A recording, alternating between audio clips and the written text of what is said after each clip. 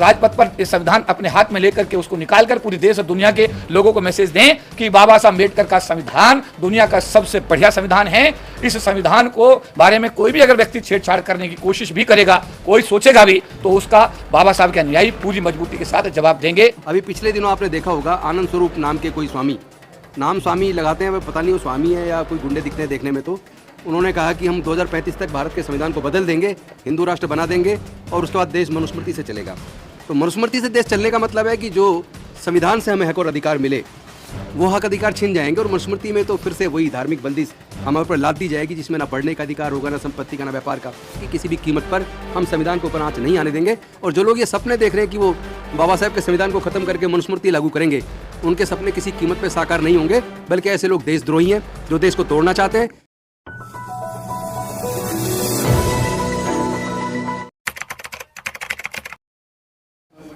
26 नवंबर बाबा साहब अम्बेडकर द्वारा बनाए गए संविधान के लिए संविधान दिवस के रूप में पूरे भारत में मनाया जाता है।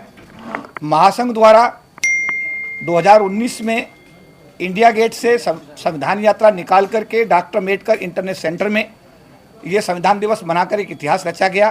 पिछले दिनों कोविड के चलते हुए ये कार्यक्रम संपन्न नहीं हो पाया, लेकिन समाज के सभी लोगों ने मिलकर के ये तय किया है कि 25 नवंबर 2023 को प्रातः 9 बजे हमारे सभी साथी, ना किसी संगठन की परिधि है, ना किसी राजनीतिक पार्टी की परिधि है, हम सब लोग बाबा साहब के अनुयायी और भारत के संविधान से लाभान्वित जो भी लोग भारत में बाबा साहब के संविधान को प्यार करते हैं, बाबा साहब के संविधान को चाहते हैं कि ये अपने असली स्वरूप में आगे भी बना रहे, उन सब से आह्वान है कि आप सब लोग प्रातः 9 बजे सारे कार्य छोड़ करके इंडिया गेट पर इकट्ठे हों। वहां से आपको पंचशील का पटका अपने गले में पहन करके, हाथ में पंचशील का झंडा लेकर के, राष्ट्रीय ध्वज लेकर के और एक हाथ में संविधान लेकर के आपको राजपथ पर संविधान यात्रा निकालनी है और 10:30 बजे तक आपको विज्ञान भवन में पहुंचना है और वहां पर अपना स्थान ग्रहण करना है। 11 बजे भारत के पूर्व महामहिम राष्ट्रपति अपने संविधान दिवस समारोह का उद्घाटन करेंगे। भारत के पूर्व चीफ जस्टिस के.जी. बालाकृष्णन साहब, वर्तमान में हाई कोर्ट में जस्टिस सुरेश कैत जी, हमारे भारतीय राष्ट्रीय कांग्रेस के राष्ट्रीय अध्यक्ष मल्लिकार्जुन खड़गे जी, हमारे राष्ट्रीय अनुच्छेद आयोग के पूर्व चेयरमैन एच हनुमंतप्पा साहब, हमारे आयोग के ही पूर्व चेयरमैन श्री पी.एल. पुनिया साहब और सरकार के मंत्री, हमारे समाज की आइकॉन और बहुजन समाज की नेता सुश्री मायावती जी, भारत सरकार के मंत्रियों, भारत सरकार में काम कर रहे हैं, हर स्तर पर जो लोग काम कर रहे हैं, किसी न किसी रूप में सरकार का रिप्रेजेंट, जैसे दिल्ली सरकार में दिल्ली के मुख्यमंत्री हमारे भाई गौतम साहब जो पहले पूर्व में केंद्रीय मंत्री रहे, हमारे साथ खड़े हुए नरेंद्र पाल गौतम साहब, इसके अलावा सभी राज्यों के राज्यपाल और प्रदेशों के मुख्यमंत्रियों को महासंघ ने इस संविधान दिवस के मौके पर आमंत्रित किया है। ये प्रोग्राम ठीक 11 बजे हमारा विज्ञान भवन में शुरू होगा और 9 बजे ये इंडिया गेट से संविधान यात्रा के रूप में शुरू होगा। तो मेरा अनुरोध यह है कि सभी लोग 9 बजे प्रातः इंडिया गेट पर इकट्ठे होकर संविधान यात्रा का हिस्सा बने, राजपथ पर संविधान अपने हाथ में लेकर के उसको निकालकर पूरी देश और दुनिया के लोगों को मैसेज दें कि बाबा साहब अम्बेडकर का संविधान दुनिया का सबसे बढ़िया संविधान है।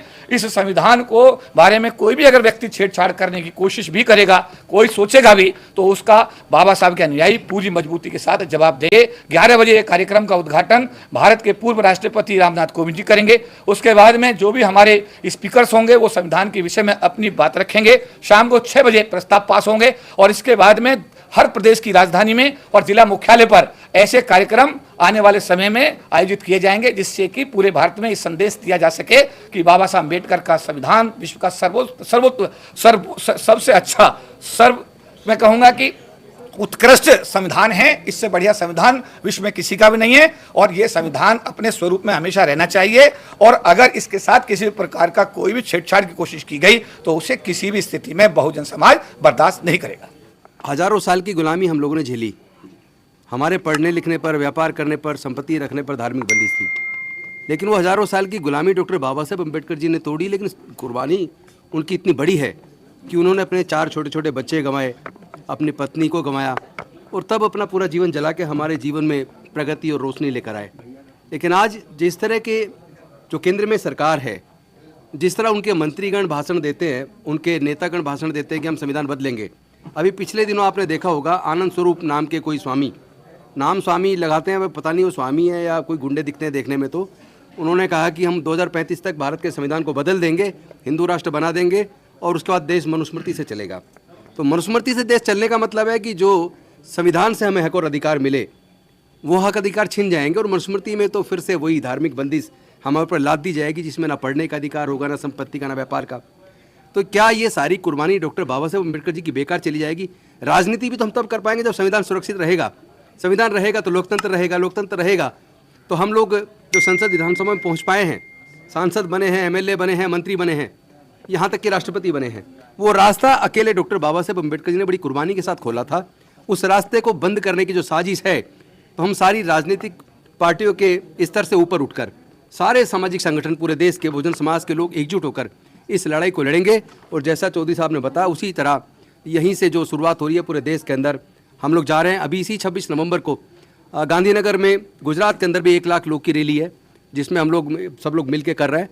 तो ये पूरे देश के अंदर सिलसिला चल पड़ा है कि किसी भी कीमत पर हम संविधान को ऊपर आँच नहीं आने देंगे। और जो लोग ये सपने देख रहे हैं कि वो बाबा साहेब के संविधान को ख़त्म करके मनुस्मृति लागू करेंगे, उनके सपने किसी कीमत पे साकार नहीं होंगे, बल्कि ऐसे लोग देशद्रोही हैं जो देश को तोड़ना चाहते हैं। क्योंकि देश विविधताओं पे, इस देश के अंदर इतनी विविधताएं हैं, हर 25-30 किलोमीटर पर भाषा बदल जाती है, संस्कृति बदल जाती है, इतने सारे धर्म, हजारों जातियाँ, और ऐसी विविधताओं के बीच पूरे देश को एकजुट रखना इतना मुश्किल है।